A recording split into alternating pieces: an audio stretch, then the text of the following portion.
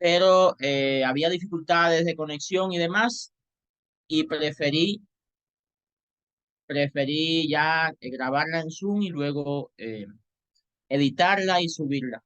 Entonces, para ocupar de manera eficiente el tiempo, vamos a estar platicando, vamos a estar intercambiando sobre hipnosis, hipnosis clínica versus trauma.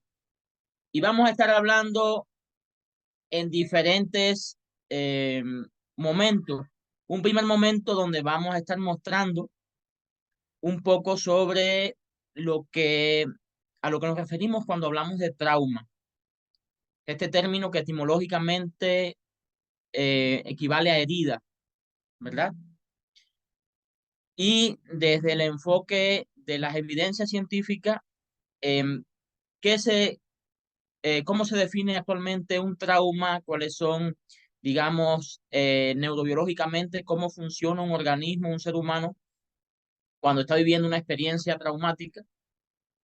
Y posteriormente a eso, en el segundo momento, vamos a estar hablando sobre las evidencias que hay del uso de la hipnosis en el contexto del trauma o para atender o tratar experiencias traumáticas. Cómo se ha usado desde el enfoque científico y vamos a estar dando algunos tips, algunas pautas de cómo podríamos desde este enfoque realizar intervenciones. Por último, vamos a dejar un momento para si alguien quiere hacer alguna pregunta, aportar algo desde su experiencia o su propia formación, también sea bienvenida y pueda nutrir la actividad. Entonces, comenzamos con esta frase. Y esta frase podríamos decir que es una metáfora de también del trauma, no solo de las personas que andan por ahí enamoradas y demás, sino de también de la experiencia traumática. La persona que me dice en consulta, yo sé que este insecto no hace nada, yo lo sé, y lo sabe a veces mejor que yo porque lo ha estudiado. Sé que no hace nada, sé que no podría hacerme daño, eso lo sé aquí, pero frente a ese insecto, nada más de imaginarlo, mi cuerpo responde de una manera diferente. Mi cuerpo, digamos, me sobrepasa y tengo reacciones que podríamos describir nosotros de huida, sobre todo, ¿no? O de paralizarse o de luchar frente a ese objeto que en la realidad objetiva no podría ser peligroso o amenazante, sin embargo hay un registro de que sí lo es, ¿verdad? Pero a veces ni siquiera el insecto tiene una asociación directa con la experiencia o las experiencias que ha vivido la persona que ha desarrollado una condición asociada al trauma. Y digo condición asociada al trauma porque podríamos pensar, y por supuesto vamos a hablar hoy sobre todo de estrés postraumático. Sin embargo, cuando tenemos un consultante, una persona que ha vivido una fobia o está viviendo una fobia, comúnmente en la base de la fobia lo que subyace es una o varias experiencias traumáticas. Lo curioso es que esas experiencias muchas veces ni siquiera se vivieron de manera directa y ocurrió un fenómeno de traumatización vicaria, traumatización por imitación de lo que estaba experimentando él, otro o la otra persona en este sentido. Entonces, yo creo que esta es una frase muy interesante y que si la extrapolamos al contexto del trauma, podríamos entender que tenemos a una persona donde no va a resolver su problema con explicarle conscientemente o darle argumentos que a veces ya conoce de por qué no debería comportarse de una forma frente a ciertos estímulos. Y es aquí donde la hipnosis puede tener un gran valor en este sentido. Pero a veces caemos en el otro extremo, en el extremo de sobrevalorar los efectos de la hipnosis en este campo. Vamos a estar hablando sobre las evidencias que hay hasta hoy de los beneficios que podría tener la hipnosis. Claro, en el sentido de que a nivel anecdótico, a nivel de testimonio, muchos terapeutas, incluso pacientes, podrían mencionar o hablar del efecto que tuvo la hipnosis en ellos. Pero esto, en el sentido de la evidencia científica, también es cuestionable, ¿verdad? Porque no se tienen en cuenta a veces otras variables y la persona sencillamente ha atribuido el efecto a veces una sustancia, un medicamento, a veces a un proceder como podría ser la hipnosis, o podría ser a Dios o cualquier otra eh, creencia que tenga la persona. Entonces, cuando hablamos de evidencia científica, hablamos de estudios que tienen una muestra muchas veces significativa, que han sido de alguna forma controlados y comparados con otros grupos, los que se han aplicado otros procederes. De esto vamos a estar hablando hoy. Y bueno, ya la mayoría creo de los que y las que participan saben que soy psicólogo de formación base y que una de las áreas donde me ha interesado mucho está relacionada con el trauma y el duelo. Intervenciones en esa área con algunas modalidades terapéuticas como la psicoterapia MDR, la hipnosis y terapias psicocorporales sobre todas las cosas, ¿no? Ahora, cuando vamos a hablar de trauma y en particular de estrés postraumático, podríamos pensar y reconocer que trauma ha existido quizás desde que existe el ser humano, ¿verdad? Desde que nuestros ancestros allá estaba frente a una situación donde un tigre diente de sable, quizás un depredador lo iba a devorar y no tenía opciones frente a esa experiencia. Se reconoce que ha existido eh, estudios y nombres para esta entidad que actualmente se denomina estrés postraumático. O sea, neurosis de guerra, síndrome post-Vietnam, han sido, digamos, nombres previos a lo que hoy conocemos como estrés postraumático. Sin embargo, es importante mencionar que trauma no equivale a estrés postraumático.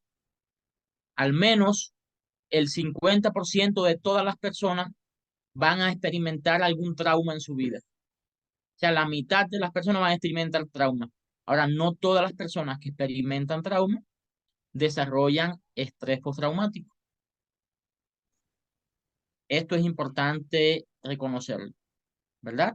Y por otra parte, hay personas que tienen otros síntomas, otras manifestaciones de malestar, otras respuestas de adaptación que se podrían llamar fobia, se podrían llamar ansiedad, se podrían llamar trastornos psicosomáticos y en la base de ellos, regularmente en la mayoría, podríamos identificar uno, una o varias experiencias traumáticas.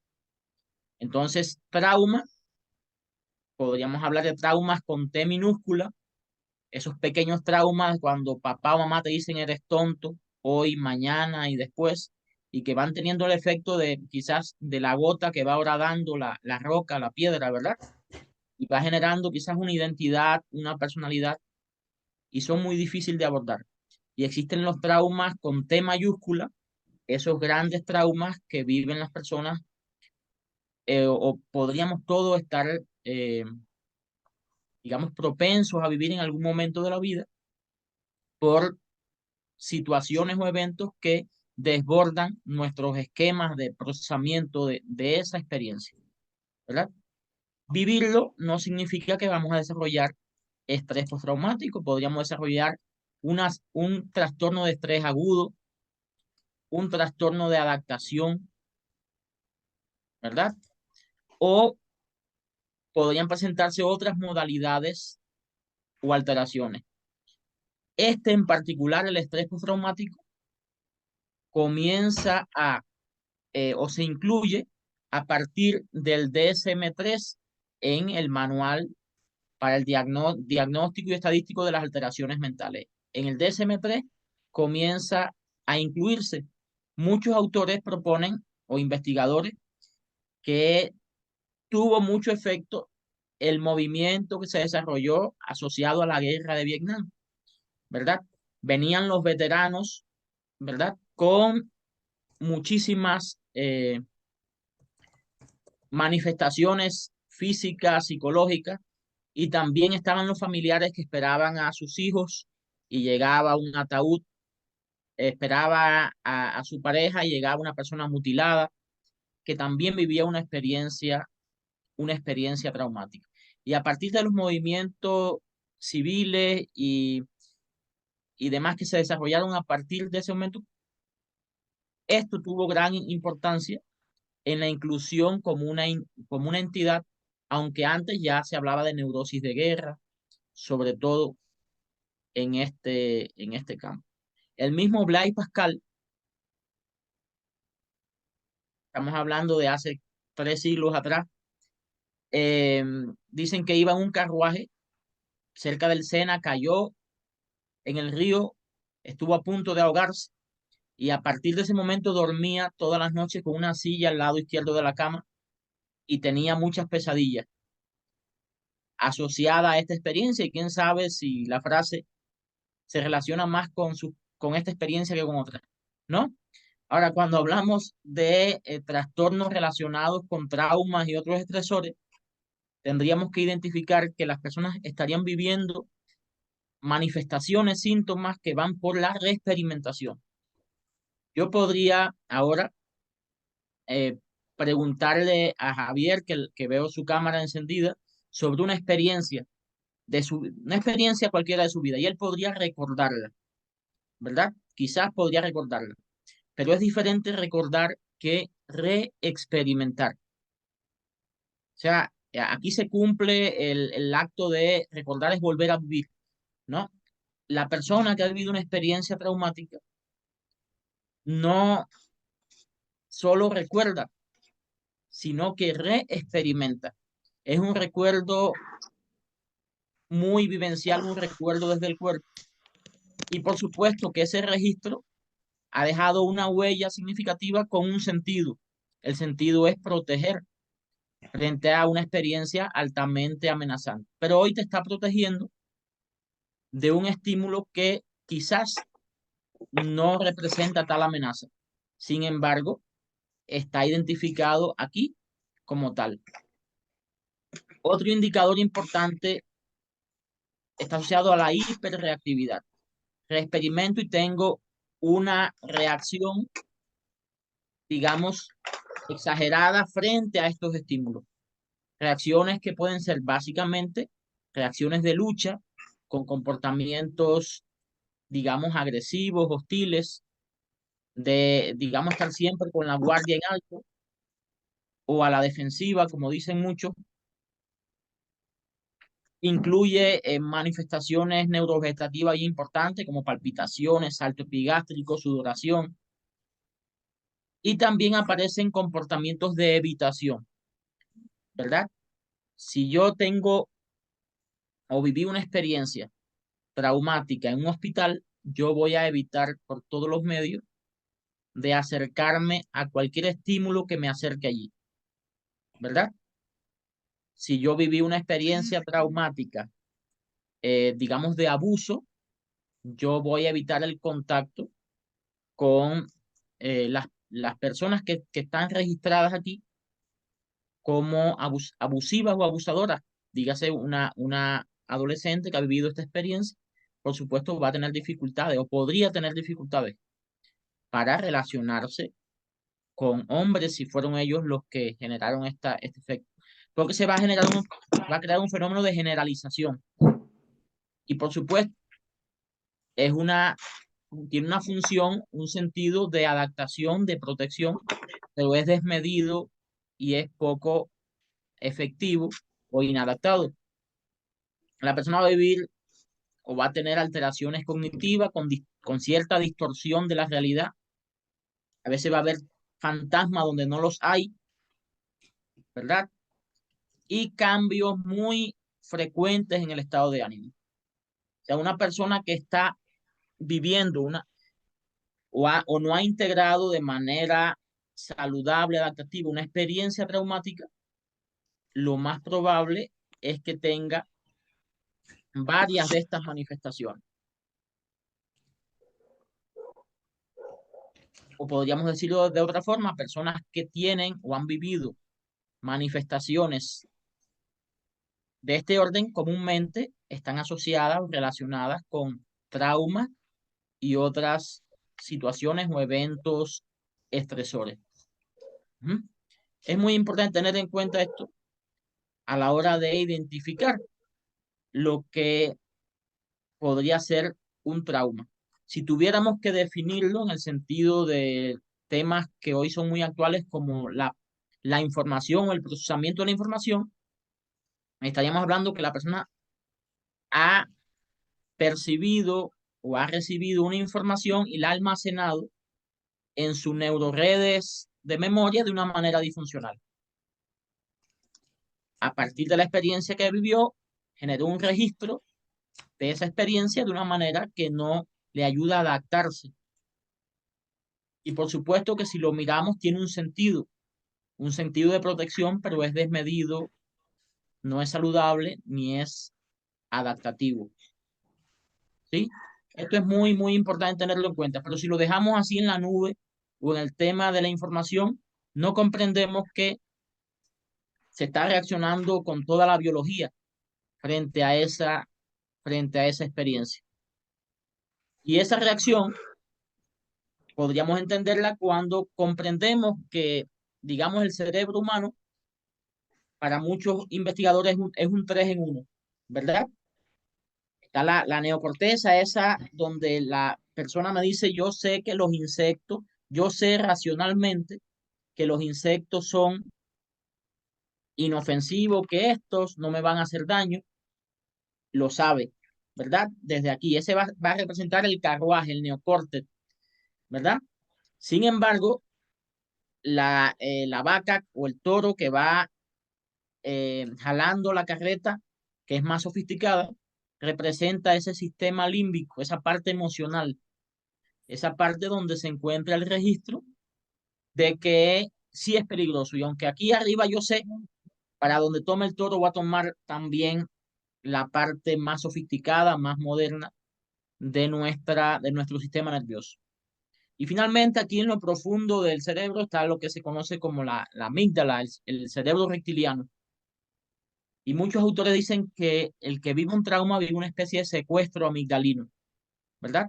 Ha tomado el mando y ha generado todo un efecto en el cuerpo que se ha demostrado en muchas investigaciones donde cuando presentan imágenes a la persona que de alguna forma ha vivido experiencias traumáticas, imágenes asociadas a esa experiencia, comúnmente la región occipital se activa como si estuviera viendo nuevamente la experiencia. Le pones, le hablas o le pides que hable y la zona occipital se activa. La persona está viendo literalmente, el cerebro está viendo la experiencia aunque no tenga la imagen frente. La amígdala, ese cerebro reptiliano se hiperactiva, genera ese fenómeno de secuestro. Pero el área de Broca, el área que tiene que ver con, con el lenguaje en sí, se inhibe. La persona le es muy difícil poner en palabras lo que ha vivido. La energía se envía al cuerpo para generar una respuesta de supervivencia. Lucho, huigo, me congelo, me desmayo.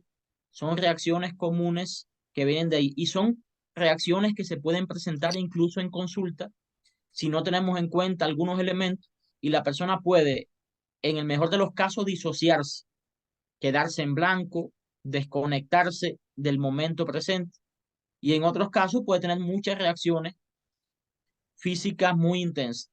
Entonces, entender que no es un fenómeno, digamos, que podamos analizar desde lo verbal o con el tema o dando consejos o lo que debería hacer, cuando menos es una respuesta poco empática dentro de la relación terapéutica en este sentido.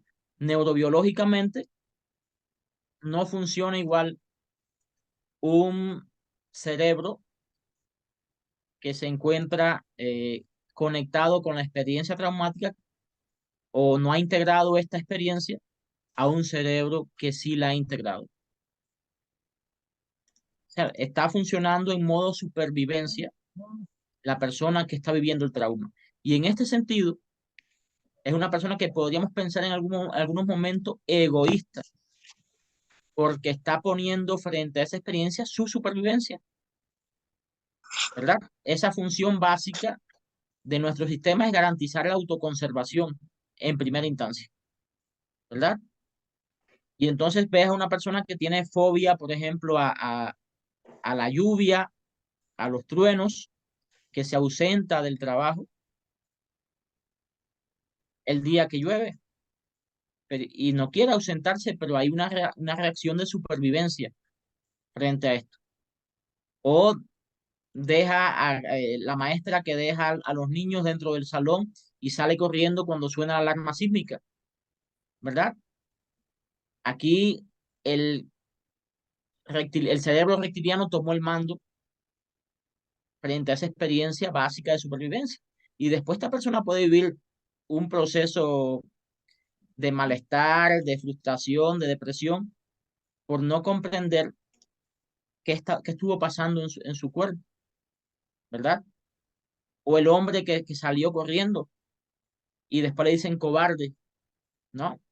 Sin embargo, no lo hizo conscientemente, no fue una experiencia planificada, sencillamente la biología tomó el mando y sencillamente la respuesta que apareció y predominó fue la respuesta de huida de una situación difícil. Entonces, entender que el trauma no es un fenómeno que ocurre solo en la nube o podamos hablar en el sentido psicológico, sino que es un proceso neuropsicológico, neurobiológico, y que tiene implicaciones también a nivel neuroendocrino, a nivel de la secreción de cortisol y todas estas manifestaciones que actualmente se han estudiado en profundidad. Ahora, actualmente, como ya mencionábamos, se considera que alrededor del 50% de las personas experimentan al menos un trauma en su vida, una experiencia traumática. Y cerca del 8%, 8 de cada 100 personas, experimentará un trastorno de estrés postraumático a lo largo de su vida.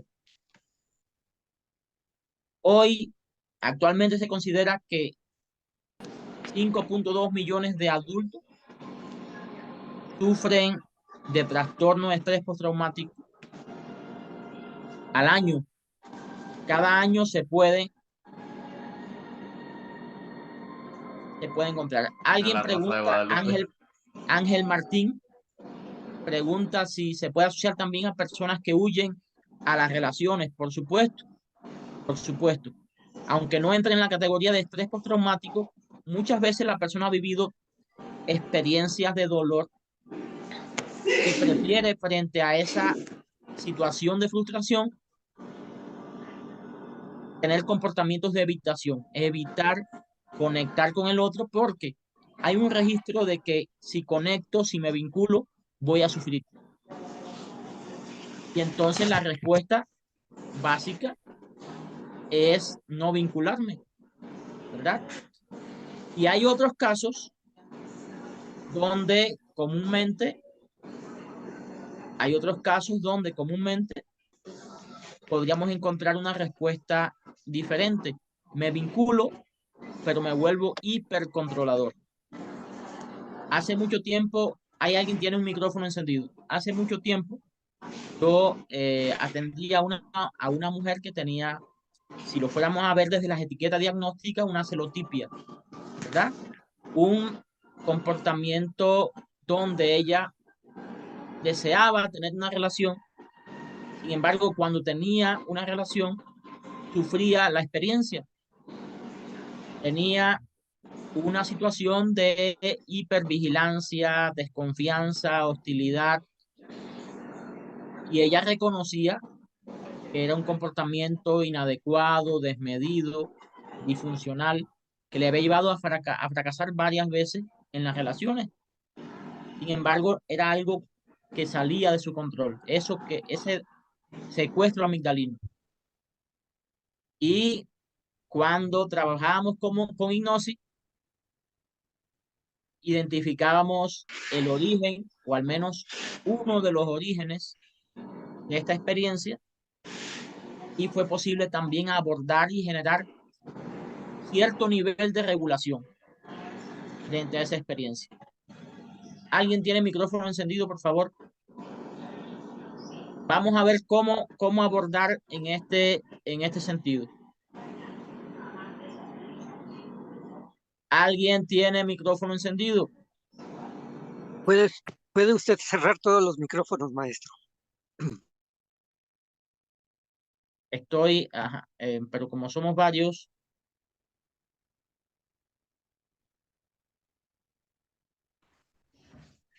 muy bien. Entonces,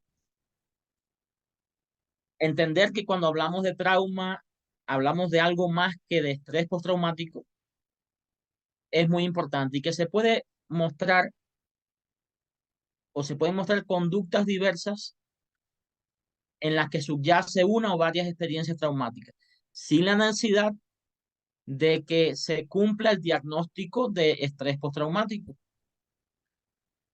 La forma clásica de integrar o no integrar un trauma es en lo que podríamos llamar estrés postraumático. Sin embargo, muchas de las formas o entidades psicopatológicas, alteraciones mentales o emocionales están asociadas a una o varias experiencias traumáticas. Aquí no vamos a hablar tanto de estrés postraumático, sino de traumas. Y esto me gustaría que se tenga en cuenta.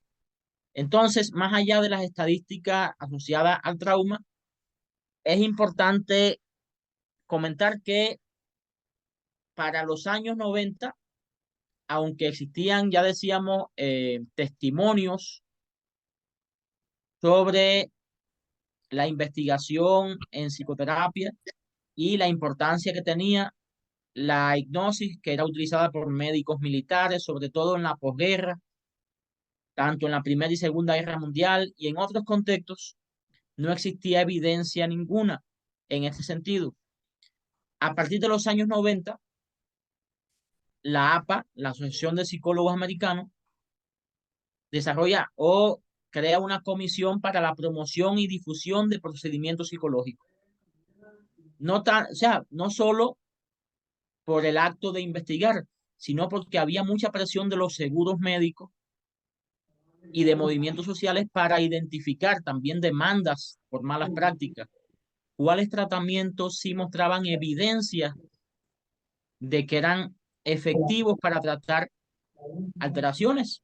Porque todo el mundo estaba vendiendo algo y comienzan entonces a desarrollar estudios en este sentido. En 1993 se realizan estudios y dentro de ellos estudios para avalar o investigar los efectos que podría tener la hipnosis.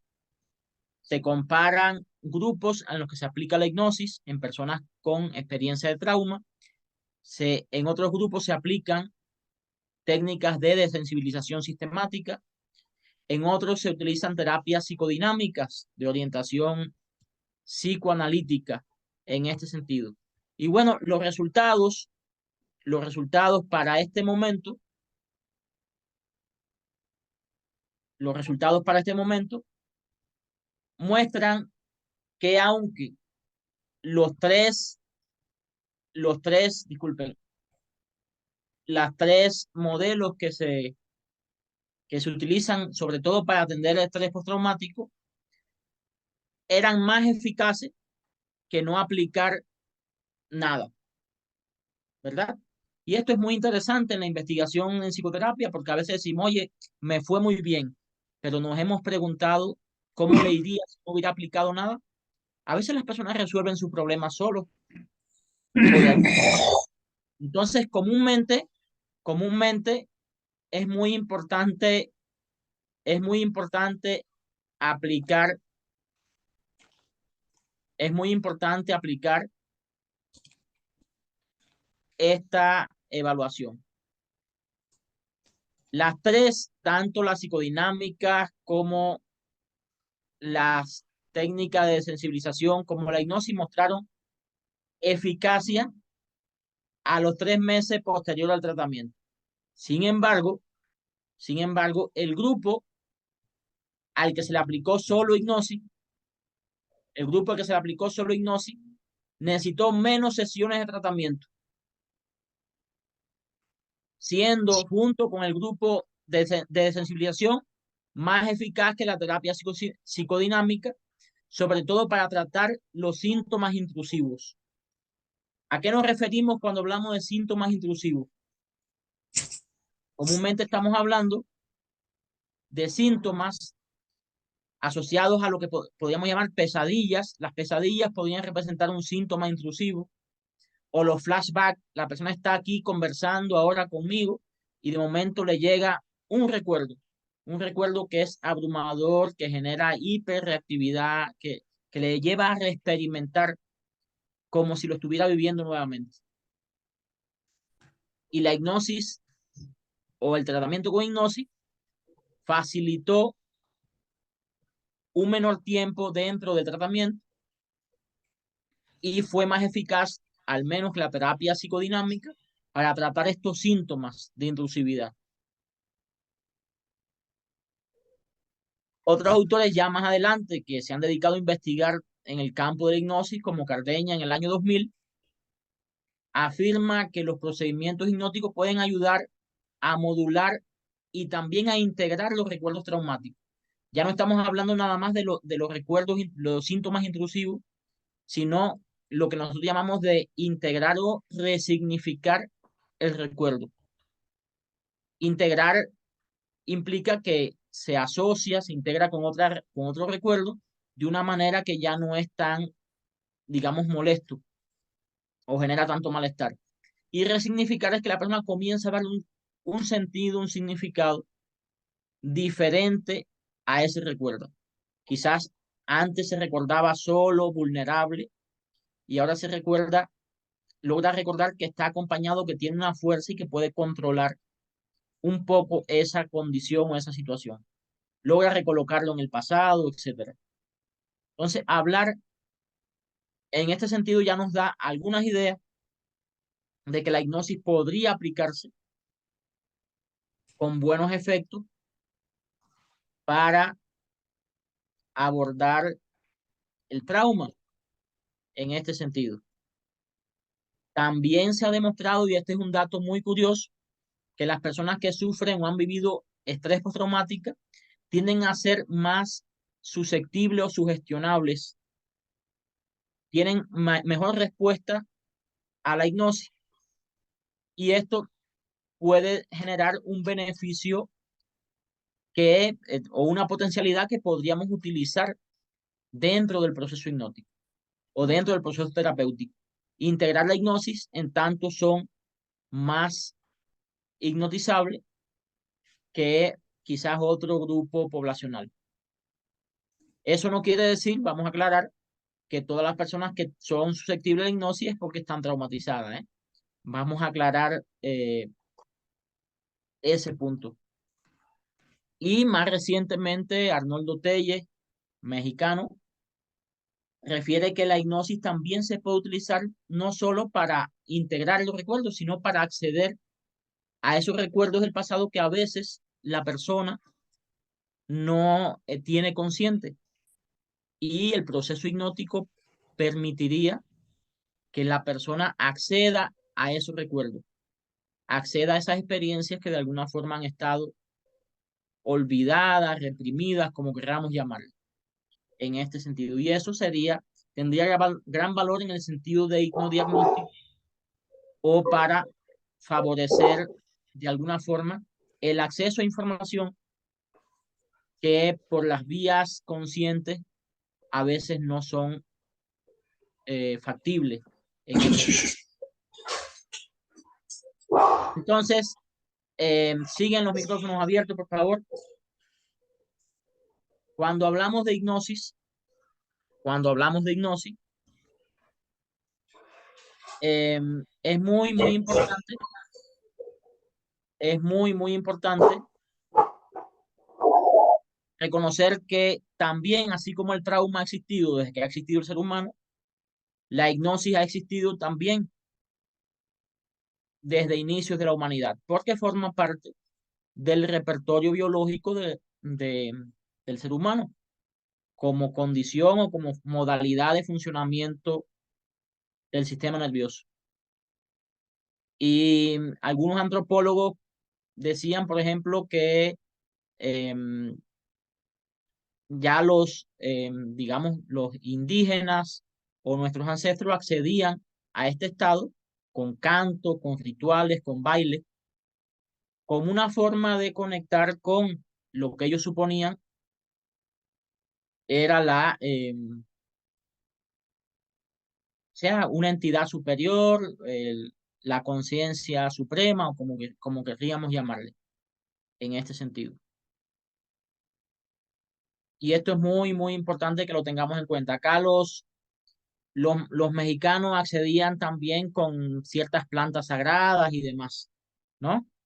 Y ahora recién que estuve en Cuba, iba a un sitio y una historiadora me contaba de que también los aborígenes cubanos con una planta que le llamaban clarín, también entraban en esos estados de conciencia, ¿no? Y todos buscaban esto con un sentido, pero es James Bright quien en 1843 lo bautiza como hipnosis. Antes mesmerismo, antes magnetismo. A partir de Bright se habla de la hipnosis o neurohipnosis como una condición del sistema nervioso producida por medios artificiales. La hipnosis es una condición peculiar del sistema nervioso generada por medios artificiales, decía Bright, en ese tiempo. Y bueno, y a partir de él se hace también famoso e impulsa muchísimo la hipnosis Jean-Martin Charcot. Quizás esa es una de las pinturas más famosas asociadas a la hipnosis. Es de hecho una pintura que realiza una persona que participa en la práctica, en la clínica de Salpêtrière, donde está Jean-Martin Charcot, ¿verdad?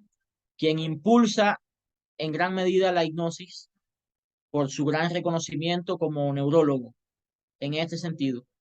Y en la actualidad podríamos hablar de que existen dos grandes ramas de la hipnosis.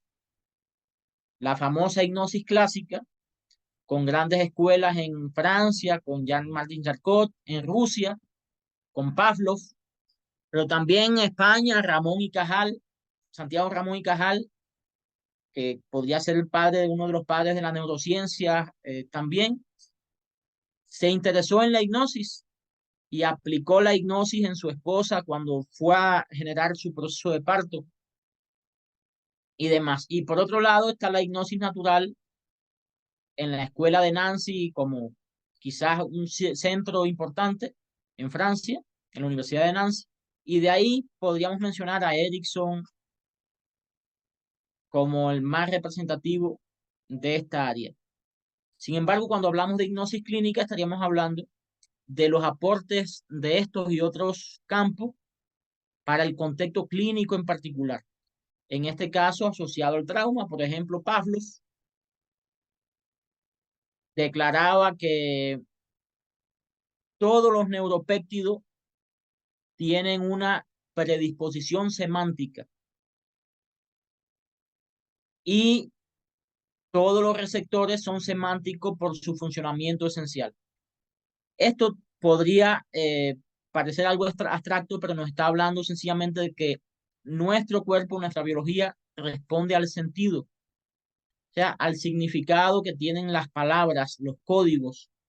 Y en ese sentido, cuando abordamos el trauma, si no tenemos en cuenta esto, por muy buenas intenciones, ciertas palabras, ciertos códigos pueden disparar respuestas de lucha o de huida para el consultante. O por el contrario, pueden generar respuestas de estabilización o de seguridad, que sería quizás un primer paso en el abordaje de cualquier experiencia traumática. Cuando vamos a hablar de hipnosis, cuando vamos a hablar de hipnosis de manera general, y orientada al trauma, podríamos partir nosotros de una propuesta básica que realiza Pierre Janet, quizás el autor pionero en el abordaje del trauma, y que de alguna forma perfecciona Judy Horman, esta autora que habla sobre trastorno de estrés complejo y demás, trauma complejo y demás. De manera general, cualquier estrategia para abordar una experiencia traumática debería tener estos tres indicadores o estos tres elementos. Estaríamos hablando de estabilización como primer paso para atender a una persona que está viviendo un proceso traumático. No tendría mucho sentido que la persona llegue a sesión y yo con muy buenas intenciones intentar que vaya al origen de dónde viene, si no he generado este primer paso. Un segundo momento donde vamos a intervenir cuando hemos logrado ese efecto de estabilización. Y un tercer momento donde vamos a integrar. Y no hablamos necesariamente o solamente de integrar la experiencia traumática, sino desde un enfoque psicosocial, que esta persona pueda integrarse a su medio, a su contexto de una manera más adaptativa. Porque hasta ese momento, funcionando en modo supervivencia, ha tenido respuestas comúnmente de evitación, respuestas hostiles, de aislamiento, a veces en la base de ciertas adicciones podríamos encontrar muchas experiencias traumáticas y han sido respuestas de adaptación. Integrar a una persona implica ayudarle a funcionar de una manera más efectiva, adaptativa, también en el contexto. Primero que se sienta cómodo en su cuerpo, en su casa, en su primera casa, y luego en la casa más amplia. Sobre esto vamos a estar hablando un poco qué estrategias con hipnosis podemos desarrollar en alguna de estas fases. Pero hasta aquí me gustaría saber si vamos juntos, si nos estamos comunicando, si hay alguna pregunta, alguna duda hasta este instante.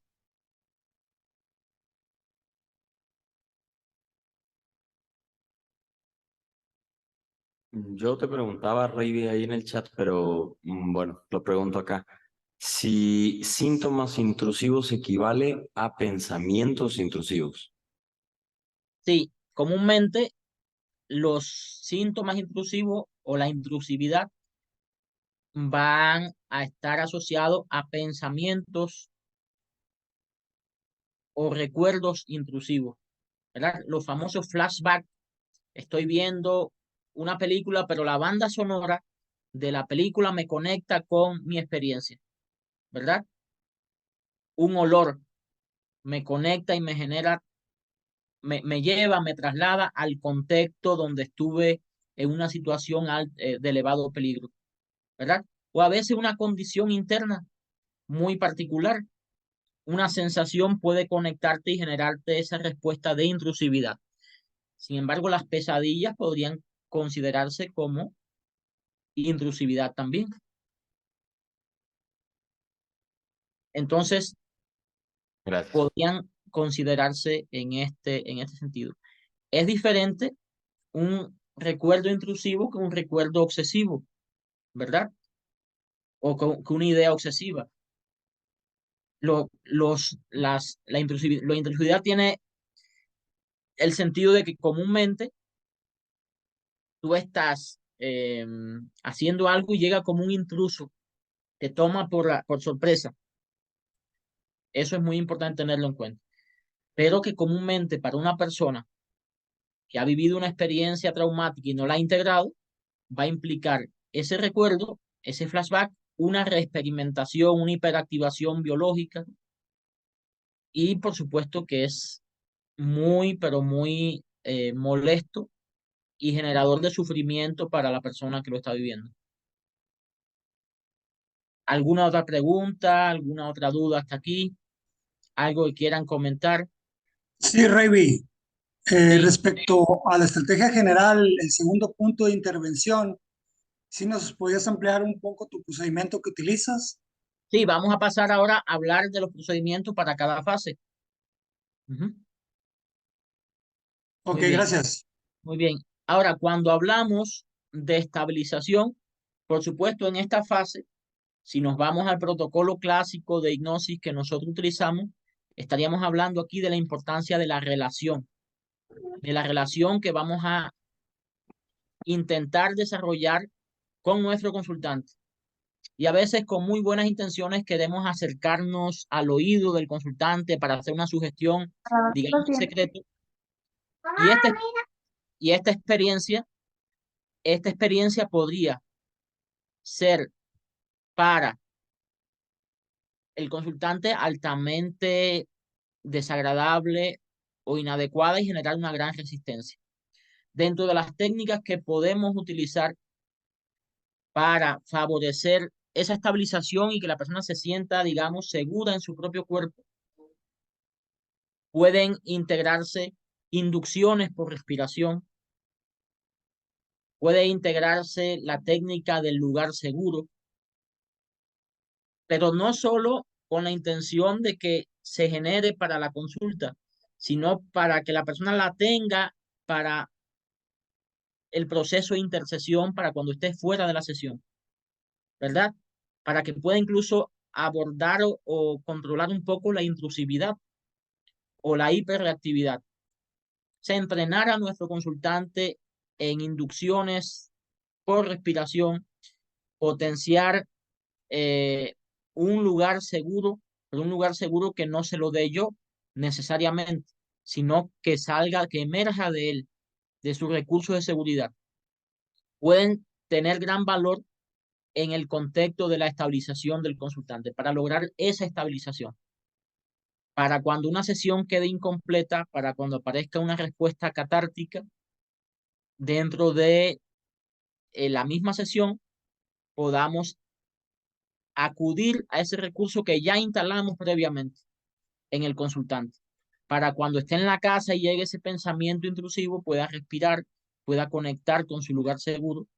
Y tenemos que, si queremos mencionar el término, anclarlo, tenemos que afianzarlo, generarlo como un signo señal, hacer sugestiones posthipnóticas de tipo, y cuando estés en la casa, en tal lugar, vas a hacer respiraciones de este tipo y vas a conectar con tu lugar seguro. Y vas a sentir 2 veces más relajación. O sea, este tipo de sugestiones, una vez que lo hemos instalado, que lo hemos afianzado, ayudan a contener la avalancha de reacciones que aparecen comúnmente en el consultante. Y podrían aparecer dentro de la sesión o podrían aparecer en cualquier momento de su vida fuera del consultorio. Entonces, trabajar en la estabilización debe incluir esa relación especial que no se da en ninguna otra relación terapéutica, como la que se da en el estado hipnótico. Como decía Teresa Robles, hay un concierto de 4 cerebros. Estamos conectando a un nivel diferente con el consultante. Es importante inducir respiración, es muy importante ayudarle a conectar con sus recursos de seguridad, con sus experiencias de seguridad, y que muchas veces puede ser frustrante porque cuando lo intentamos, el consultante no accede, está en modo supervivencia, todo representa un peligro. Y en este caso tendremos entonces que brindar niveles de ayuda o proponer algunos muy generales, ¿verdad? Una burbuja de energía, de acuerdo a sus creencias, un espacio muy particular o en conexión con alguien que genere seguridad.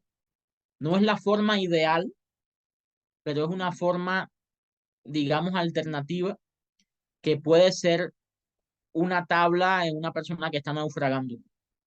Es muy, muy importante que podamos utilizar los recursos que sean posibles para favorecer ese estado inicial que puede incluso salvarle la vida a la persona, literalmente. Porque hay personas que ya han estado muy cerca de hasta suicidarse, digamos, porque no logran controlar las respuestas que tienen. Entonces, es muy, muy importante revisar cuáles son quizás los disparadores de la reactividad, pero eso, también revisar los recursos que la persona tiene para hacer frente a eso y trabajar con respiración de una manera adecuada, con lugar seguro, trabajar con recursos, digamos, hasta de la dimensión espiritual, digamos, para que conecte con o reconecte con esto que perdió en algún momento, puede tener gran valor. Ese nous e inconsciente espiritual que menciona Víctor Frank, ¿verdad? Que pueda conectar nuevamente con con los recursos de ese inconsciente espiritual. Esto es muy importante que lo tengamos en cuenta. Ya una vez que hemos logrado favorecer la estabilización, a veces necesario para la sesión, pero a veces se necesitan sesiones para luego intervenir o acceder a esos recuerdos, a esas memorias que están disfuncionalmente almacenadas. A veces necesitan sesiones, varias sesiones de estabilización, sobre todo en traumas complejos, que si lo fuéramos a describir, básicamente la base la podíamos encontrar en esos niños que las personas que debían cuidarle son efectivamente las que les maltratan. Y esta experiencia que es muy disruptiva, muy paradójica, genera, instala un modo de supervivencia constante para la persona y puede ver al terapeuta también como un agresor, una persona que ha vivido o tiene instalado un trauma complejo. Ahora, una vez que hemos estabilizado, vamos a pasar a desarrollar estrategias de intervención en particular. Y aquí podríamos encontrar muchas estrategias en este sentido. Podríamos encontrar estrategias directas y estrategias indirectas. ¿Cuáles serían las directas? Aquellas que utilizan sugestiones, digamos, literales para generar la disminución de un síntoma particular que la persona desea disminuir o es necesario disminuir, como puede ser un dolor asociado al trauma.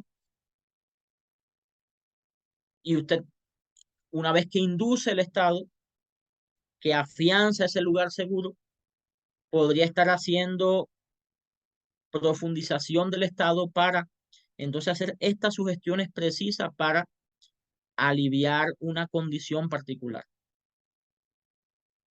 O podría estar generando en otro contexto, con otro objetivo,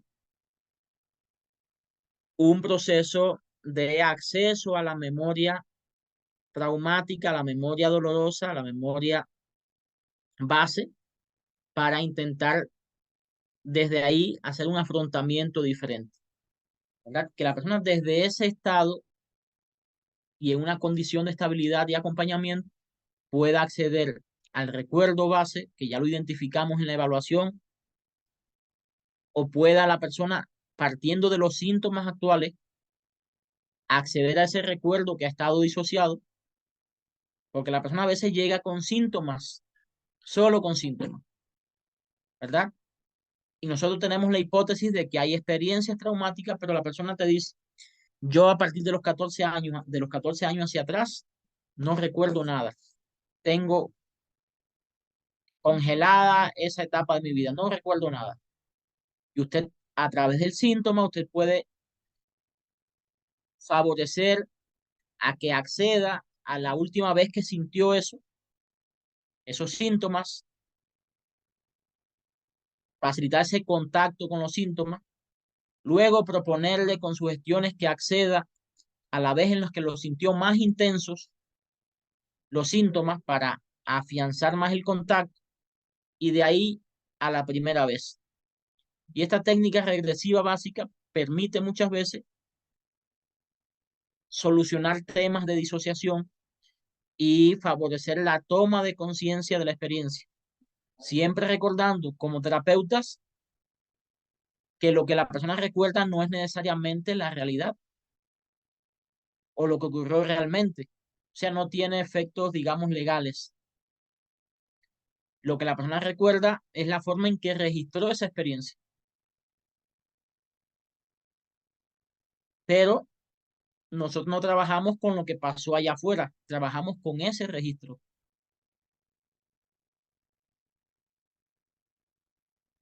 Y una vez que la persona accede a la experiencia, hay muchas cosas que podemos hacer, pero sabemos que es necesario agotar la energía de esa experiencia, que la persona pueda describirla, pueda expresarla a nivel del cuerpo, pueda llorarla, poner la experiencia en movimiento, o sea, qué pasó antes, qué pasó después y un día después y un tiempo antes, porque favorecer ese movimiento ayuda, digamos que a descongelar y facilita la integración de ese recuerdo con otros, le da movimiento a la experiencia. Entonces, ¿qué pasó antes y un día antes y qué pasó después?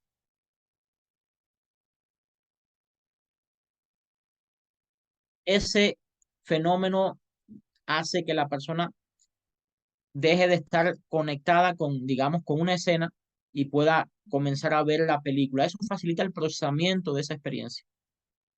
Si logramos que lo ponga en palabras, mucho más, que lo verbalice. Pero finalmente es muy importante resignificar esa experiencia, ayudarle a resignificar. ¿Cómo hacemos eso?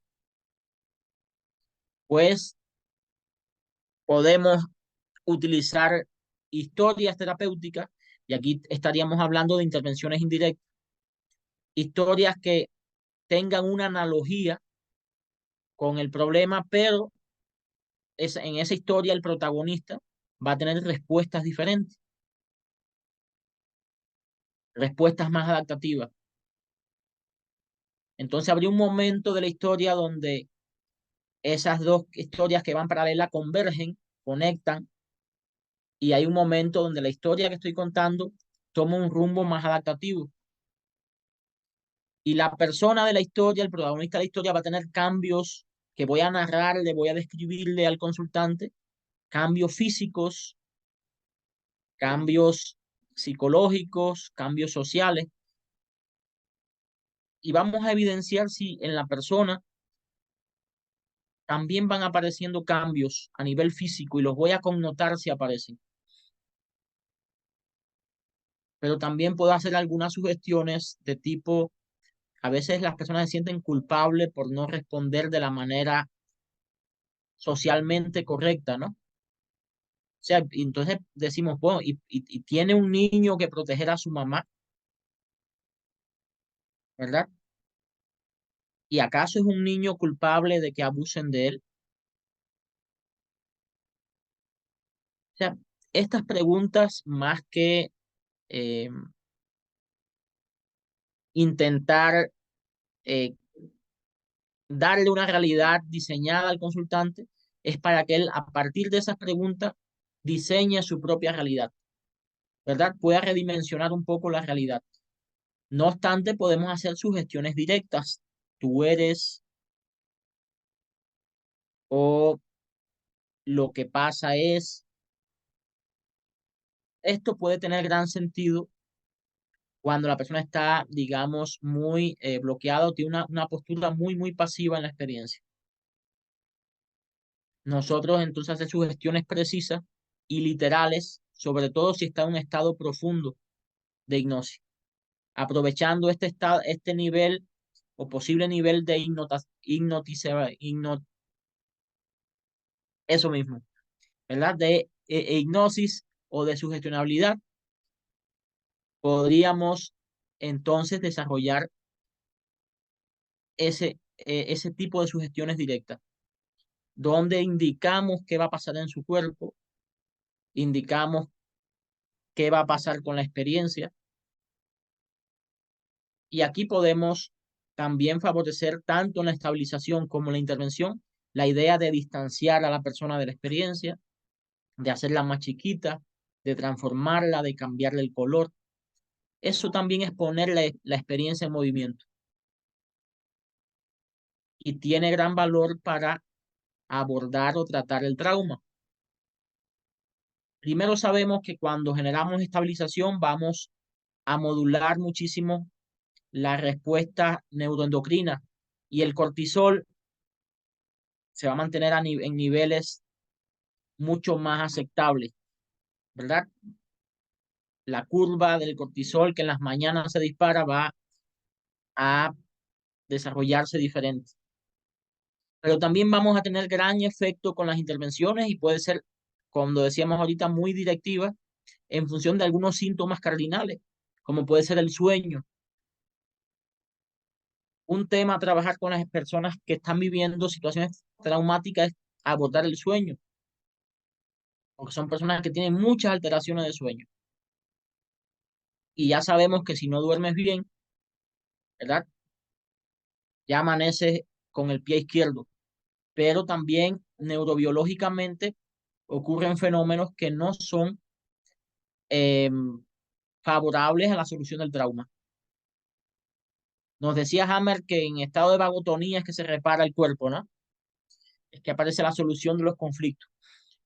Pero a nivel neurocognitivo se sabe que en sueño profundo es donde ocurre la regulación hormonal y también la integración de las memorias. Esto que estamos escuchando hoy aquí, si dormimos bien en la noche, lo que es significativo para ustedes pasaría a los hipocampos, pasaría a las zonas de largo plazo, como dicen, ¿no? La memoria de largo plazo. Y si no, si nos vamos de fiesta, ¿verdad? Si no dormimos bien, hay más probabilidad de que se pierda mayor cantidad de la información, porque se queda en la memoria de mediano plazo.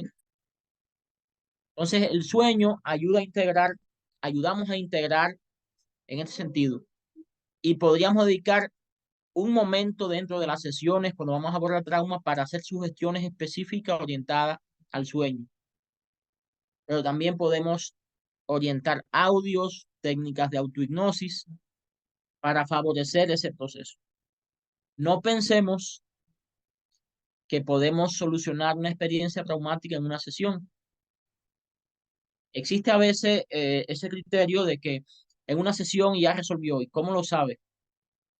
No, porque conectó, hizo consciente, eh, hizo catarsis, se desahogó, pero no es suficiente para autorregular a una biología que lleva años en esta situación.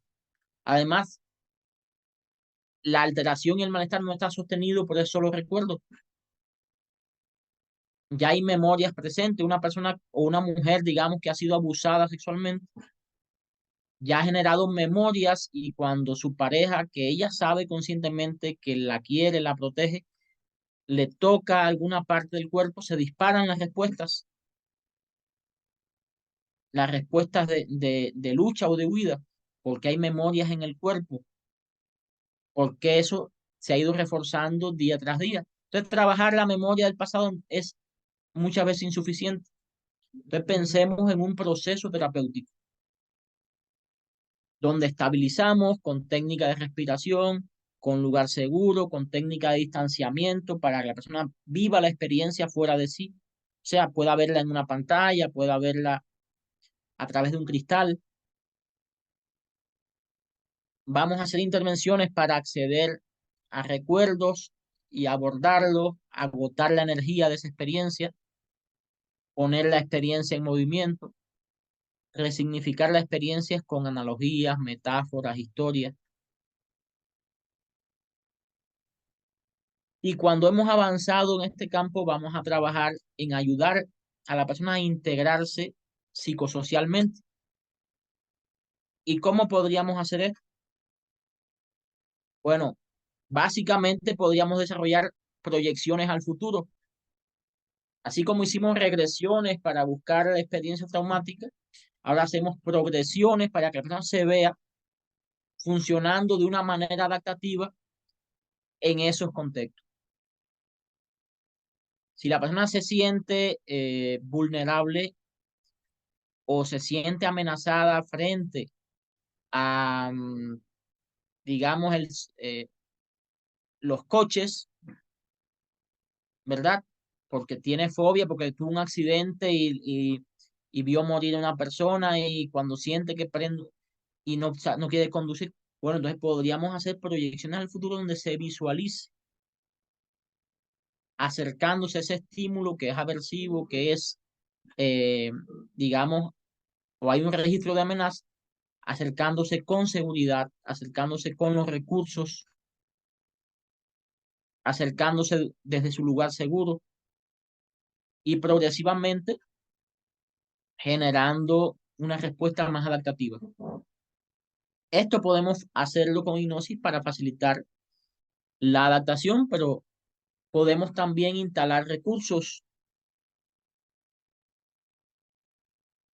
que la persona acceda a recursos que tenía antes o recursos que vienen, digamos, de, pensemos, de su ideal o vienen de Dios o vienen de su referente en la familia y que puede tomarlo, puede integrarlo y desde ahí puede accionar,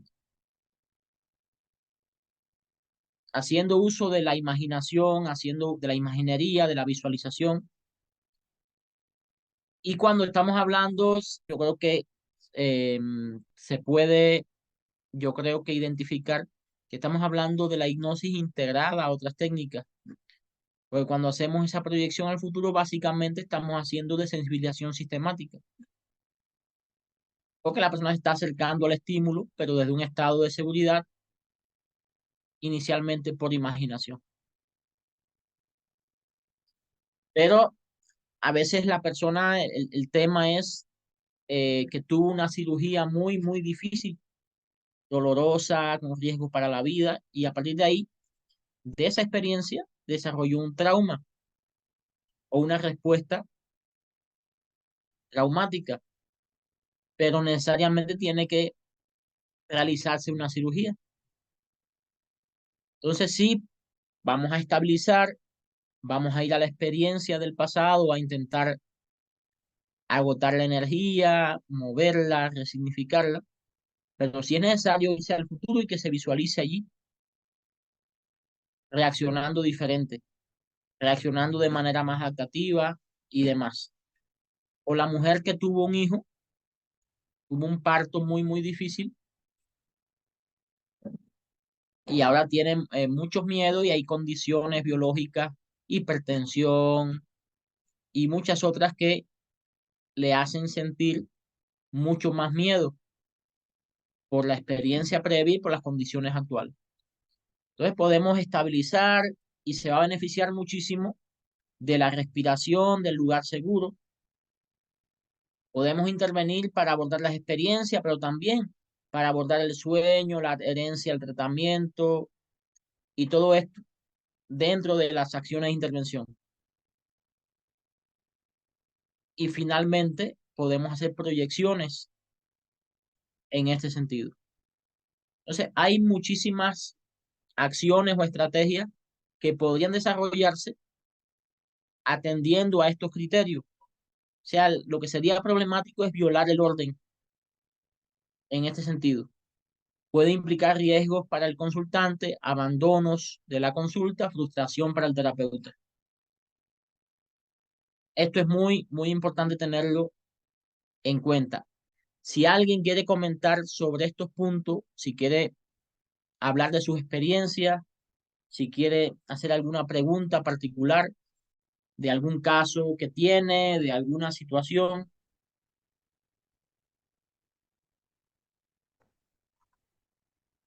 Sí, Ravi. En primer lugar, pues felicitarte por presentar tu trabajo. Es la primera vez que conozco tu manera de trabajar y me parece muy profesional. Yo soy una persona interesada en el tema nada más y creo que es muy valiosa la información que nos acabas de pasar. En ese sentido, me gustaría preguntarte el promedio de sesiones de hipnosis para curar el trauma postraumático, en cuánto Ajá. tiempo más o menos te lleva, cuántas sesiones.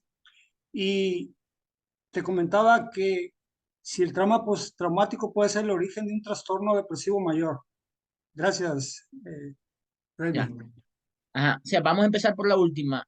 Sí, actualmente se considera que el gran por ciento de las alteraciones consideradas psicopatológicas o mentales tienen en la base regularmente experiencias adversas o experiencias traumáticas. Dentro de ellas, aunque en el trastorno depresivo mayor puede existir una asociación con otras alteraciones bioquímicas que cada vez son más cuestionables, podríamos encontrar muchas veces también experiencias traumáticas asociadas. Si miramos al ser humano como un ser biopsicosocial, ¿verdad? Podríamos pensar que hay experiencias que la persona ha vivido, se han registrado, pero también hay condiciones neurobiológicas que las personas traen por herencia o por alguna condición biológica particular, como puede ser el consumo de cierta sustancia, un trauma cráneoencefálico, alteraciones neuroendocrinas, que también van a participar, que si bien podrían tener en la base también traumas en la primera tela, en la primera capa, nos vamos a encontrar que la persona puede tener eh, un trastorno endocrino que también esté participando del proceso. Ahora, con hipnosis puedes lograr adherencia a los tratamientos adecuados, puedes lograr mejorar muchas condiciones, incluso hay estudios de psicoterapia de manera general y en particular protocolos, en este caso de MDR e hipnosis, para atender o tratar el trastorno bipolar, que es una condición también compleja y que se ha asociado mucho a una carga neurobiológica muy fuerte. Sin embargo, se han mostrado excelentes resultados en este sentido. Ujú. Ahora, ¿cuántas sesiones? Eso es una pregunta muy difícil de responder porque no depende solo de la técnica que se utilice, depende de muchos factores, ¿verdad? Incluso de la condición socioeconómica del consultante, porque no es lo mismo vivir una situación de estrés postraumático, pensemos, sin empleo, que vivir esta situación conectado con algo que le da sentido a tu vida y que te facilita económicamente un poco las cosas, ¿no? No es lo mismo vivir el estrés postraumático aislado, ¿verdad? Sin familia, que vivirlo con alguien o acompañado por personas. Y todo esto influye en los efectos del tratamiento. Recién hablaba con una amiga sobre una persona que tiene cáncer. Y entonces, esta persona tiene que trabajar a fuerza porque si no, no tiene para comer. Entonces, no, si trabaja, no puede hacer bien los tratamientos, el descanso que necesita, a pesar de que están haciendo quimioterapias y demás. Y aún así está trabajando. Entonces, cuando miramos una persona con cáncer, no podemos ver un tumor. Tenemos que ver una persona que está viviendo esa condición dentro de un contexto. Que a veces no tiene para comer o no tiene para alimentarse o nutrirse de manera adecuada, o llega a la casa y la pareja está ebria o tiene que cuidar así a su mamá que está enferma. O sea, hay muchas condiciones, ¿no? Y eso hace el proceso muy complejo. Ahora, podríamos pensar que se trata de una terapia breve respecto a, por ejemplo, las terapias psicodinámicas, psicoanálisis y demás, ¿verdad? Y que desde la primera sesión se comienzan a tener efectos sobre todo de estabilización, efectos en síntomas muy particulares como pueden ser las manifestaciones neurovegetativas o el sueño. Se comienzan a obtener desde las primeras sesiones. Ahora, solucionarlo, que la persona pueda recordarlo sin experimentar, que la persona pueda integrarse, puede llevar más tiempo. ¿Cuánto? Pues es muy, muy particular. Sin embargo, como mostrábamos en esos estudios de revisión, frente a otras terapias, la hipnosis ha mostrado lograr efectos en menor tiempo. pero yo diría que va a variar de persona a persona, definitivamente. Va a variar de persona a persona. Entonces, en ese sentido, mi, mi visión es que si eres terapeuta, la posibilidad de integrar la hipnosis a tus prácticas, si no lo haces, te va a facilitar muchísimo las cosas, ¿verdad? Te va a facilitar beneficios en menor tiempo para el consultante y te va a facilitar resultados más estables y con mayor evidencia de efectividad. Esa es la propuesta. Si ya haces hipnosis, la idea de integrar, si trabajas con traumas, y hago énfasis, la mayoría de las alteraciones psicopatológicas o psicosomáticas están asociadas a traumas, para no decir que muchas de orden biológico también. Existen otras herramientas o técnicas que hoy han mostrado una gran evidencia. Dentro de ellas, la psicoterapia EMDR, que es la que cuenta con mayor evidencia para tratar traumas. Las terapias de experiencia somática han sido de gran valor en el trabajo con el cuerpo cuando abordamos traumas. O sea, esa memoria corporal, esa energía que queda o esa memoria sensorial que queda anclada en el cuerpo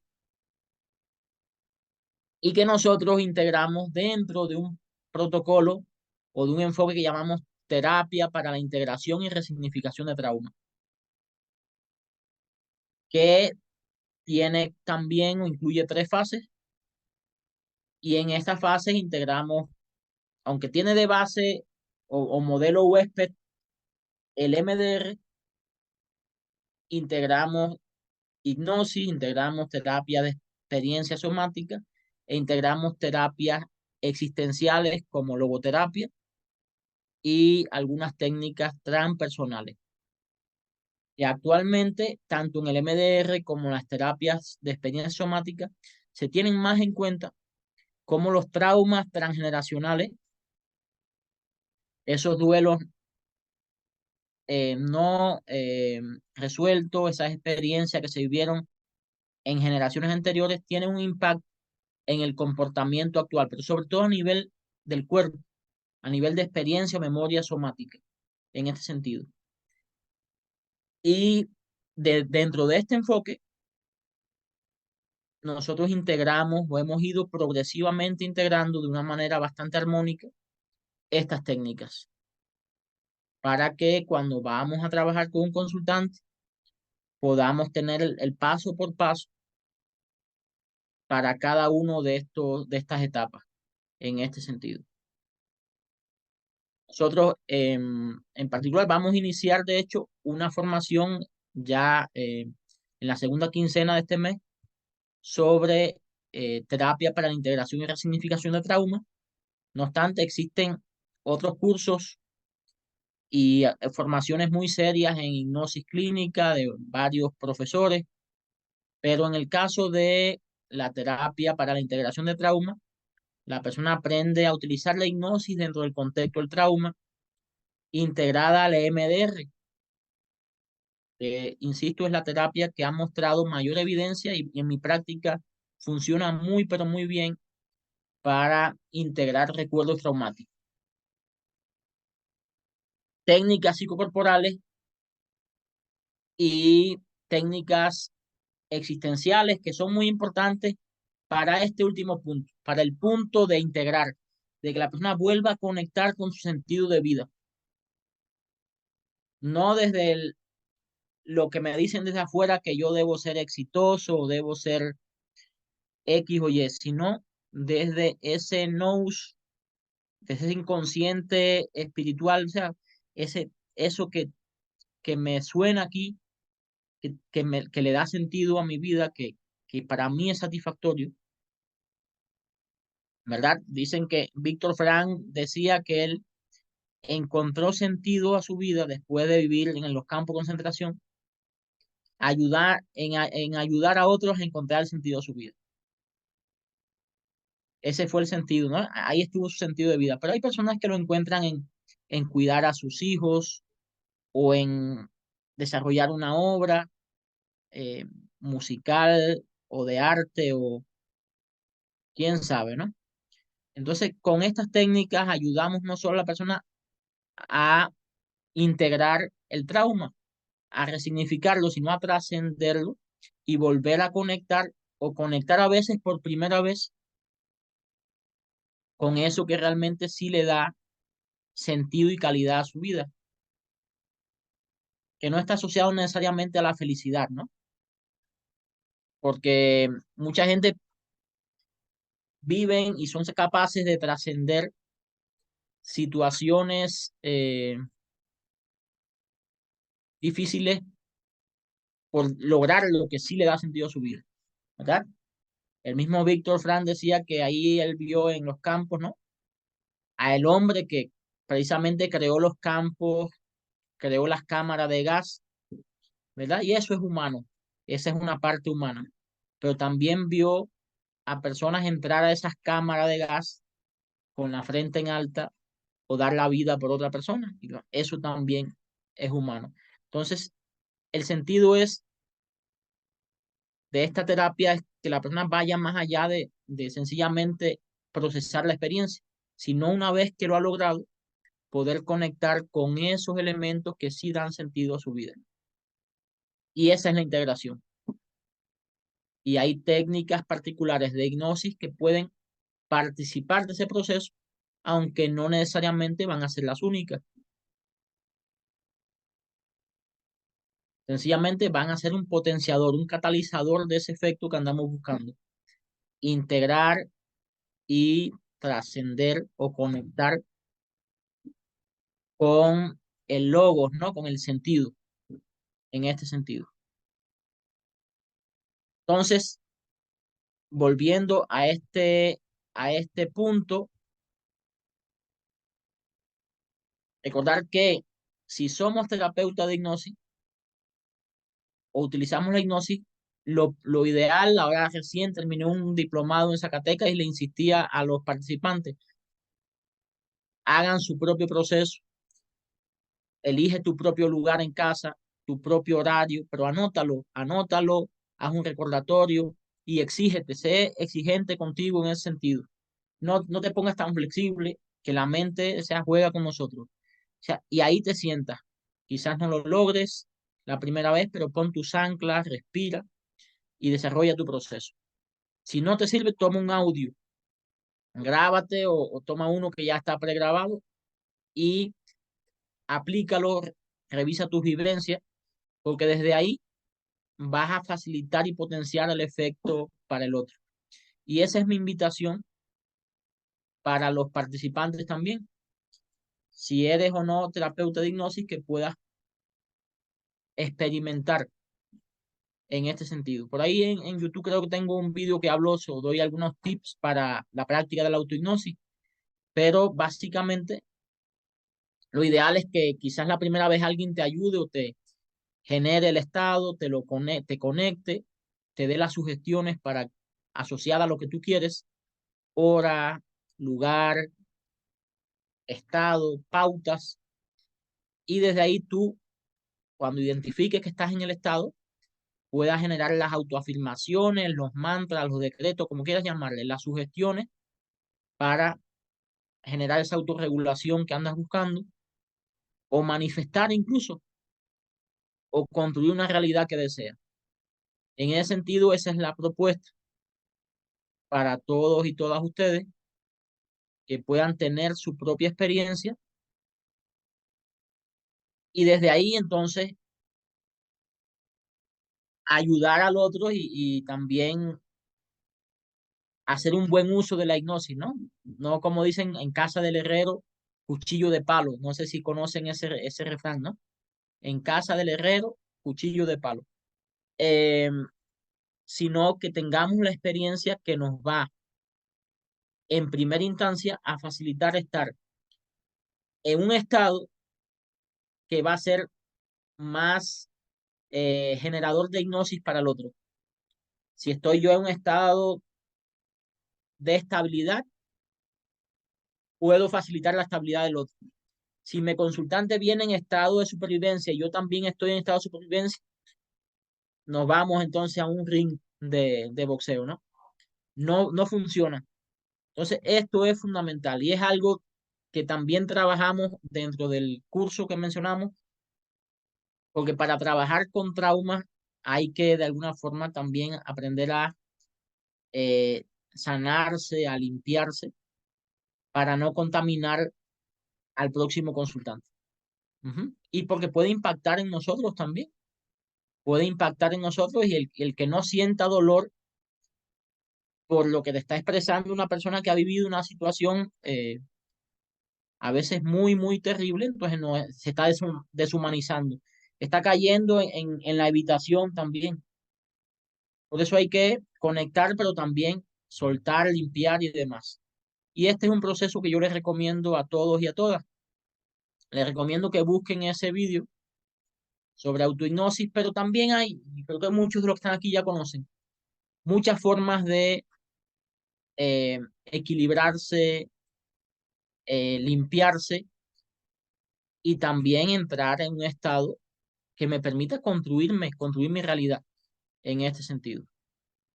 Entonces, hasta aquí alguna pregunta, alguna duda, algo que quieran comentar, alguna experiencia.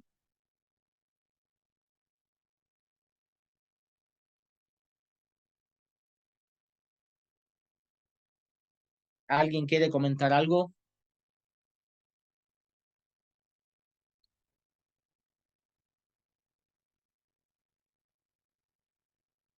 De manera general, era mi intención mencionar la importancia que tiene entender cómo funciona el trauma a grandes rasgos, cómo poder utilizar la hipnosis atendiendo a esos tres fases. Cuando hablamos de trauma es muy importante estabilizar, intervenir y luego integrar, no alterar el orden. Y por último, la importancia que tiene el trabajo personal para atender a las personas que están viviendo esa situación. Por último, integren la hipnosis a sus prácticas. Si no lo hacen, hay muchas propuestas de formación. Si ya utilizas la hipnosis, sería beneficioso que pudieras integrar con ella otras técnicas como pueden ser el MDR, como puede ser la terapia de experiencia somática, si vas a abordar trauma. Nosotros proponemos este curso, pero hay muchos otros que pueden servirle en función de sus necesidades. Entonces, si nadie quiere comentar nada, ahí va a estar el video en YouTube, pueden revisarlo, pueden luego hacer sus preguntas y nos estaremos comunicando en función de lo que ustedes deseen eh, o crean que yo les pueda aportar en ese sentido.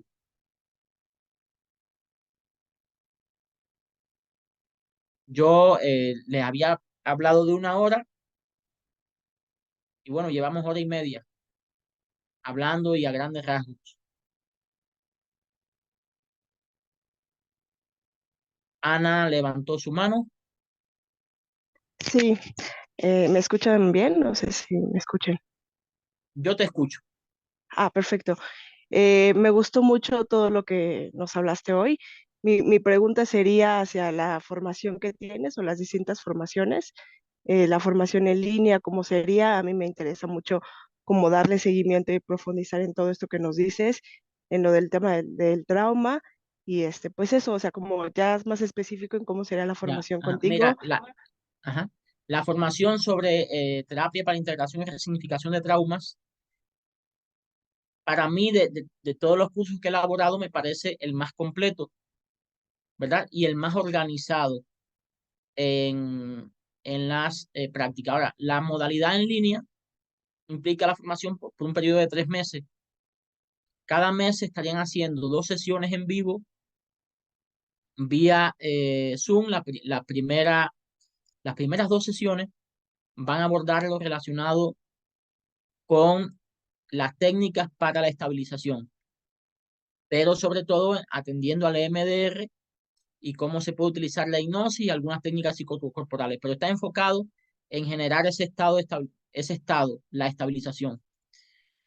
Cada módulo tiene al menos unos 7 videos, algunos descriptivos y otros demostrativos que ya están pregrabados.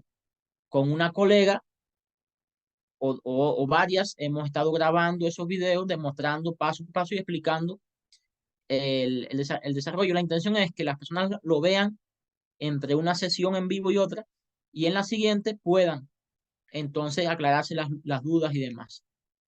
El segundo módulo va más orientado a la intervención, que en MDR hablaríamos de sensibilización, sobre todo, pero estaríamos hablando también de resignificación y de integración a nivel del cuerpo. Y el tercer módulo va orientado a la parte asociada al sentido y a la trascendencia del trauma, a esto que llamamos crecimiento postraumático. Y ahí vemos técnicas de arteterapia, aunque se van a estar utilizando desde el inicio, técnicas de logoterapia y algunas técnicas transpersonales y de hipnosis también, para favorecer ese proceso. Básicamente, como digo, el modelo base es el MDR, y sobre él los huéspedes, los que van llegando, son la hipnosis por el efecto que tiene, y van llegando otros recursos como de arteterapia, de terapia psicocorporal, para completar el proceso para una persona que está viviendo o ha vivido traumas en este sentido. De manera ¿Ya general, tienes el día y la hora? O sea, ¿ya tendrías como esos datos? fíjate que idealmente he estado pensando en miércoles o jueves en horarios de la tarde, ¿verdad? Pero no lo hemos definido. Yo voy integrando a las personas a un grupo y ahí definimos por consenso. De cualquier forma, las clases van a quedar grabadas, pero lo ideal es que participen para poder hacer intercambio y práctica, porque vamos a ver cómo se hace la práctica en línea con las personas que tienen esta condición. Ujú. Perfecto, pues eso sería todo. Muchas Muy gracias. bien, muchas gracias a ti también. Y ahí te acompaña alguien, ¿no? Sí, mi perro, que siempre Ah, ya, se muy bien, muy desespera y bien. quiere salir. Bien.